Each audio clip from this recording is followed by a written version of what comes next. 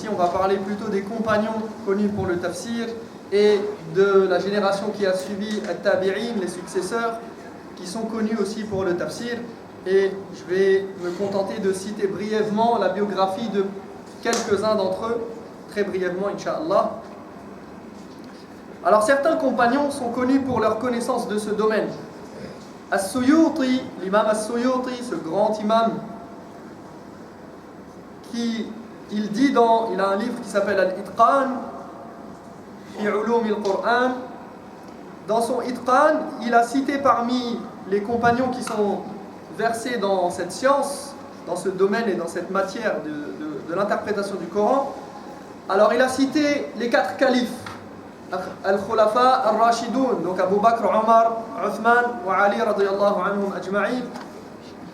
Si ce n'est que les narrations des 3 premiers, donc de Abu Bakr, Omar et Uthman, ne sont pas nombreuses dans ce domaine, du fait qu'ils étaient occupés à faire quoi? Ils étaient occupés à diriger, ils étaient occupés par le califat, par les affaires politiques, et qu'à leur époque, nombreux étaient ceux qui connaissaient le tafsir, donc ce n'était pas nécessaire. Il n'y avait pas besoin que eux rapportent beaucoup d'avis sur le tafsir, puisqu'il y avait beaucoup d'autres compagnons. Mais après les conquêtes et la propagation d'autres langues que l'arabe dans l'Empire musulman, et avec la perte de la maîtrise de la langue arabe et la disparition de nombreux compagnons, les gens qui vinrent après, eh bien, ils ont eu besoin de ces transmissions. Ils ont eu besoin de récits et de narrations rapportées par les compagnons concernant l'interprétation du Coran.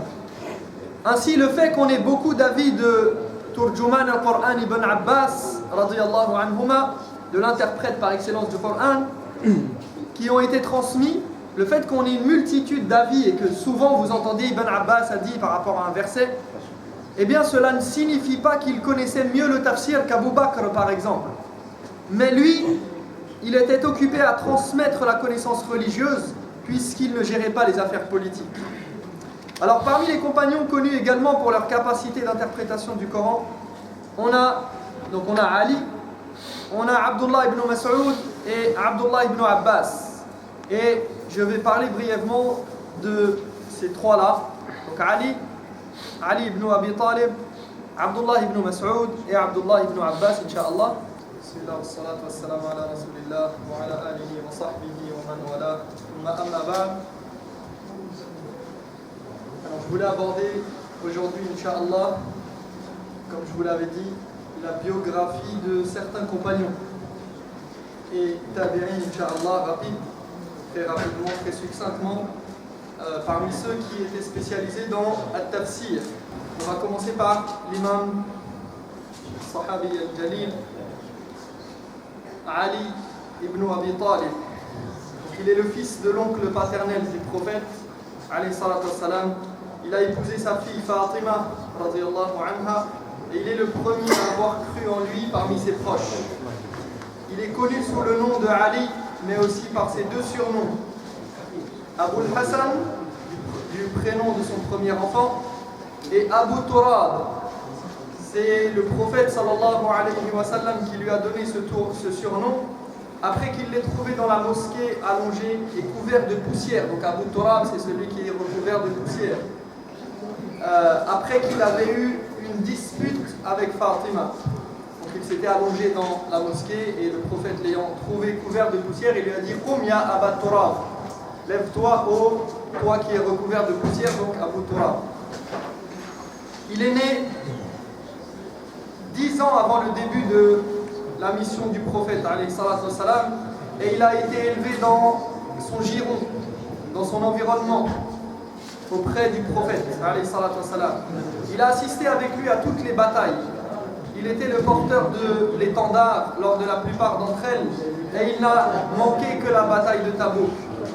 Car le prophète sallallahu alayhi wa sallam lui avait confié sa famille à Médine, et donc il avait confié à Ali le rôle de rester à Médine, al-Madina, et de s'occuper des plus faibles. Alors les hypocrites avaient utilisé cet événement pour le blâmer et le discréditer et l'accuser justement d'hypocrisie. Il était alors revenu vers le prophète alayhi salatu wassalam, en pleurs, lui disant « Tu m'as laissé avec les faibles ». Et ce dernier le rassura en lui disant « N'aimerais-tu pas être pour moi ce qu'a été Haroun pour Moussa, excepté qu'il n'y aura pas de prophète après moi ?» يعني ألا تحب أن تكون بمنزلة هارون من موسى إلا أنه لا نبي بعدي. C'est-à-dire qu'il lui a confié les faibles de la même manière que Moussa, comme dans l'histoire avec les deux prophètes, Moussa et Haroun, son frère. Donc il lui avait confié les faibles de la même manière que Moussa avait confié son peuple à son frère Haroun lorsqu'il était parti pour rencontrer son Seigneur. On rapporte à son sujet de nombreux exploits et mérites comme personne d'autre à propos de Ali.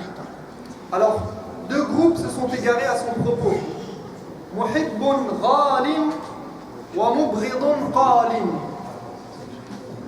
Awalan an-nawasib, donc ceux qui se sont égarés vis-à-vis de Ali, il y a, parce que c'était un homme de vertu, un homme valeureux, un homme avec beaucoup de qualités, de bon caractère.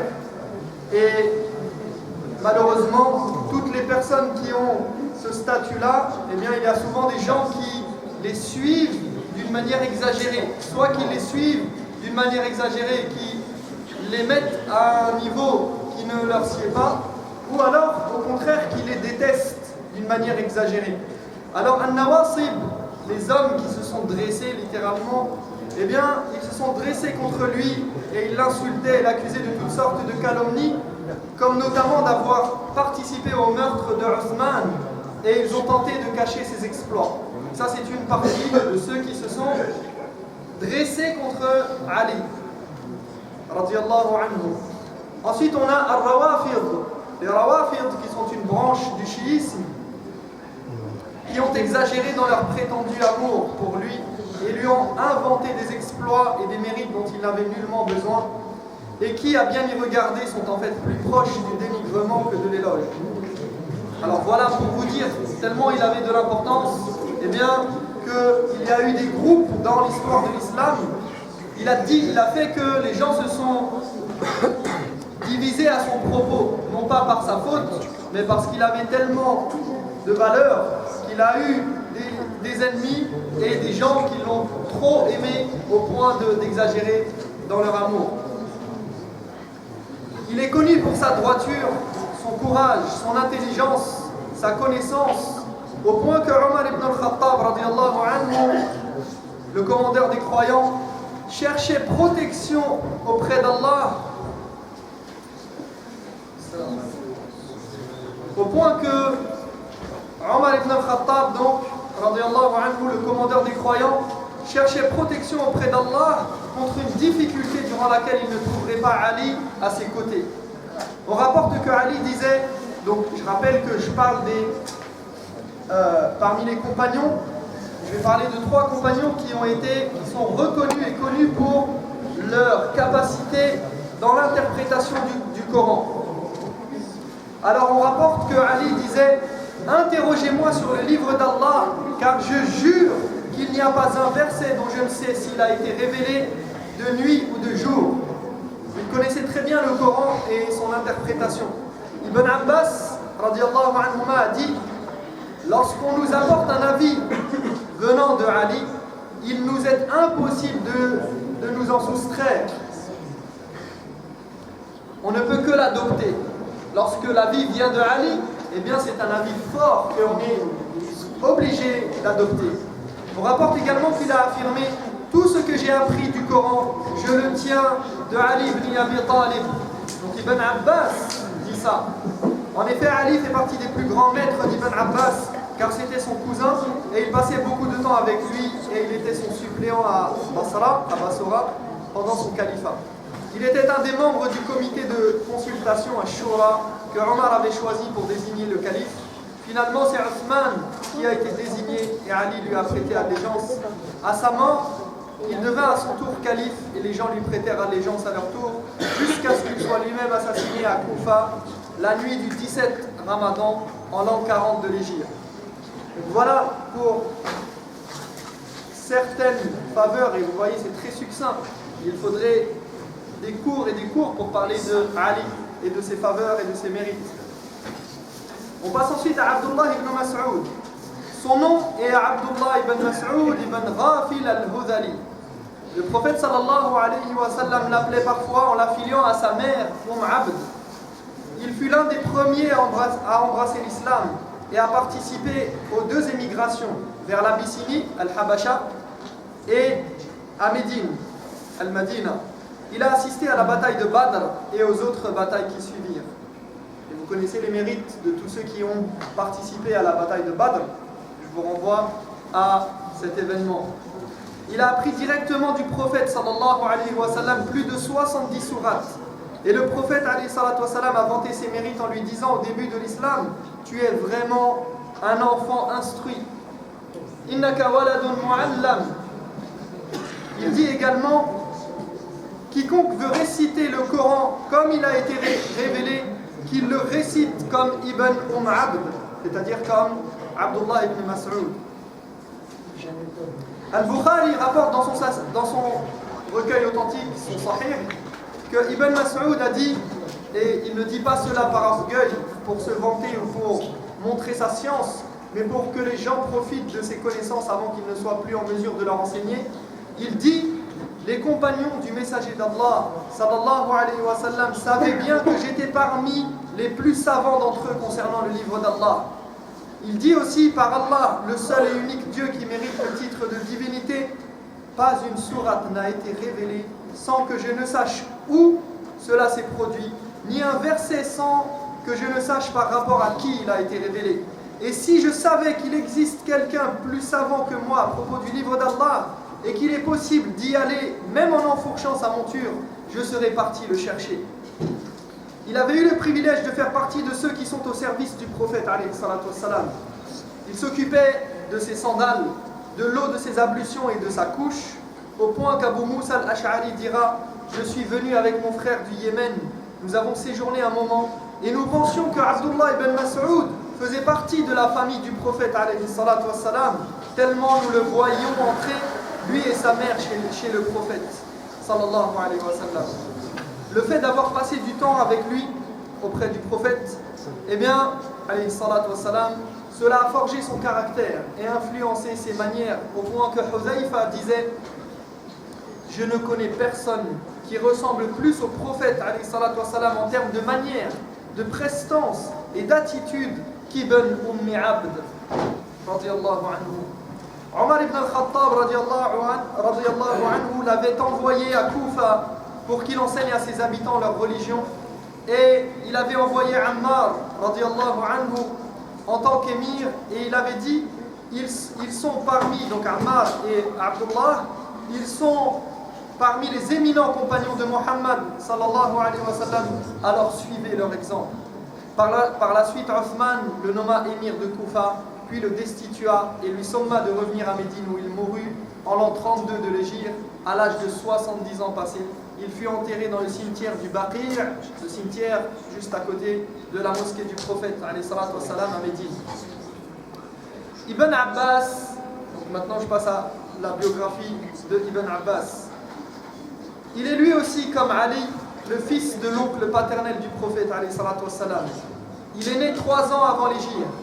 Il a passé tout son temps avec le prophète sallallahu alayhi wa sallam, du fait qu'il était son cousin et que sa tante maternelle Maïmouna était l'une des épouses du prophète sallallahu alayhi wa sallam. Donc Ibn Abbas, sa tante, était Maïmouna, une des femmes du prophète alayhi salatu wa sallam. Le prophète sallallahu alayhi wa sallam l'a un jour serré contre sa poitrine et il a invoqué en disant: oh Allah, enseigne-lui la sagesse. Et dans une autre version, enseigne-lui le livre, al-kitab, allimhu al-kitab. Et une fois, alors qu'il venait de lui apporter l'eau pour faire ses ablutions, il dit: oh Allah, fais de lui un érudit dans la religion.